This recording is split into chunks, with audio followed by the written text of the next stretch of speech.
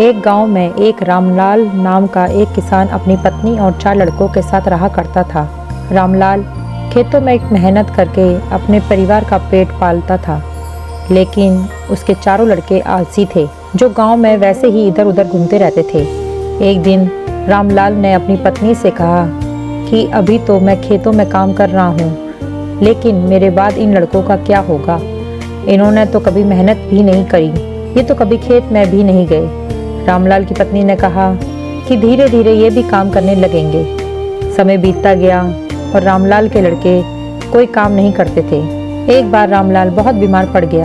वह काफ़ी दिनों तक बीमार ही रहा। उसने अपनी पत्नी को कहा कि वह 4 लड़कों को बुला कर लाए।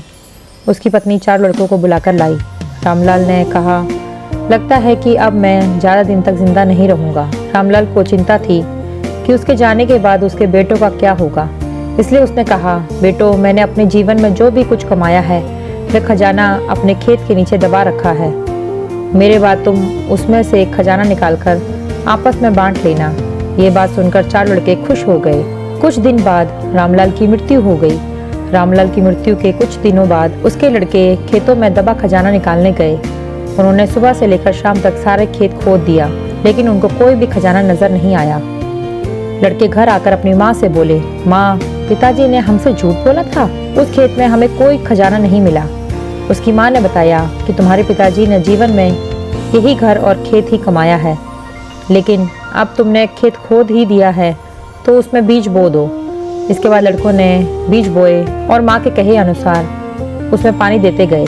कुछ समय बाद फसल पककर तैयार हो गई, जिसको बेचकर लड़कों को अच्छा मुनाफा हुआ, जिसे लेकर वे अपनी माँ के पास पहुँचे। माँ ने कहा कि तुम्हारी मेहनत ही असली खजाना है, यही तुम्हारे पिताजी तुमको समझाना चाहते थे। इस कहानी से हमें ये शिक्षा मिलती है कि हमें आलस को त्याग कर मेहनत करनी चाहिए। मेहनत ही इंसान की असली दौलत है।